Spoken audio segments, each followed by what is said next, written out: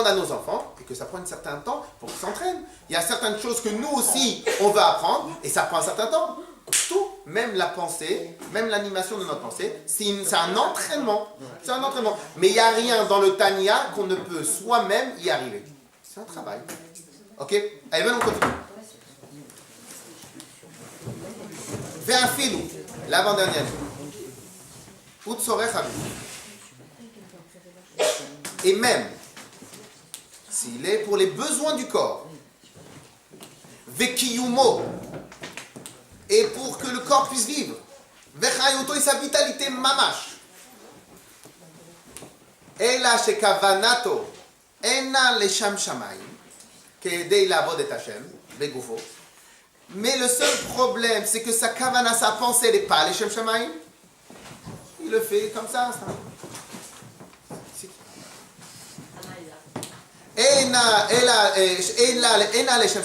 Elle n'est pas pour Dieu, qu'aider la voix Hashem, pour servir Dieu. Begoufo dans son corps. Et donc, tourne la page, l'or a dit fait. Donc, dépenser juste parce que j'ai rien à penser, je pense. Dormir pour dormir. Manger pour manger. L'or a dit fait. Eh bien, ces actions-là, elles ne sont pas mieux. Non. L'or a dit fait, maaseh dibur ou marchavat. Ces paroles, ces actions, ces paroles et ces pensées, elles ne sont pas mieux. Elles ne sont pas mieux que l'âme animale elle-même. Mais l'âme animale elle-même, elle provient de quel niveau? Kedusha, Klipa ou Klipat Noga? L'âme animale. Klipat Noga. Klipat Noga. Donc si maintenant, je pense ce que mon âme animale a envie de penser, je mange ce qu'elle ressent qu'il faut manger, je dors ce qu'elle ressent qu'il faut dormir. Quelle est la différence de niveau? Exactement la même. Donc cela veut dire que autant qu'elle est animée par Klipat Noga, autant que mes actions sont animées par Klipat Noga. Autant que mon manger, mon dormir, ce que je regarde et ce que je fais, si c'est pas les Shem Shamayim, c'est Klipat Noga.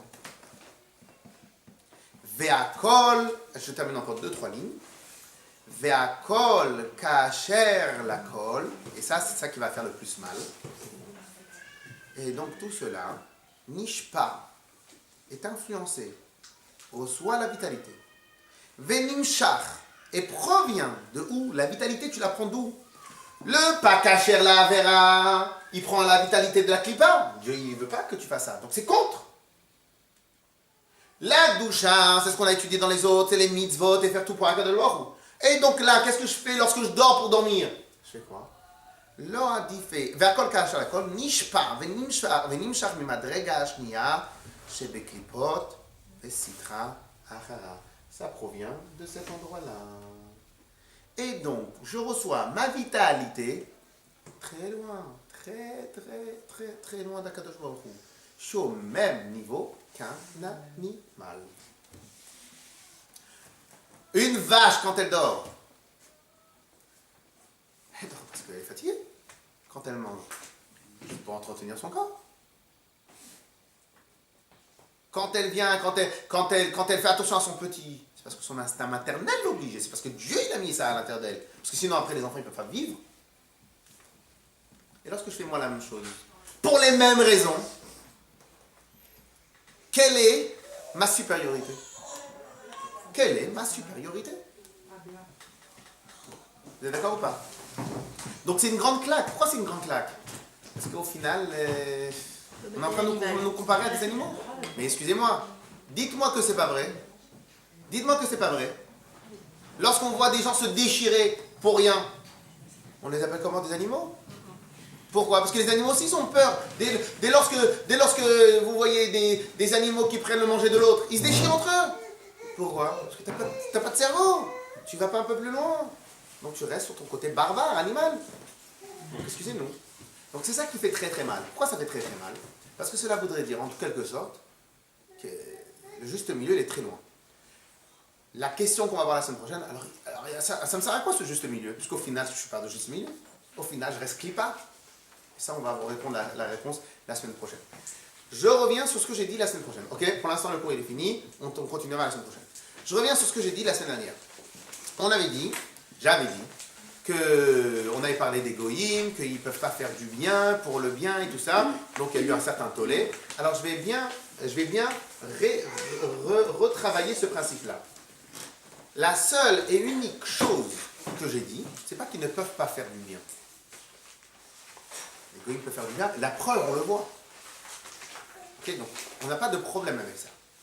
La seule différence qu'on a dit, c'est que dans leur bien, il est obligé d'y avoir un intérêt quelconque. C'est la seule chose. L'intérêt, il peut être noble, mais il y a un intérêt. C'est pas de la kedusha pure. Non. La kedusha pure, c'est que moi, j'ai pas d'intérêt. Il y a des exceptions quand même. Non, il n'y a pas d'exception. Sur ça, il n'y a pas d'exception. Ah bon? Non, mais ce Non, que mais vous nous c'est-à-dire avez qu'ils expliqué ont- l'autre fois, c'est que c'était, nous, on était orientés vers Hachem, et que de toute façon, ils ne peuvent pas leur. C'est ça que nous. Oui, ils ne peuvent pas. Ils ne peuvent pas. C'était plus fort que ça, c'était des néons. Enfin, c'était néons. Quoi le néant? La Falaner, comme vous avez expliqué, c'est qu'en fin de compte, il représentait pas grand-chose.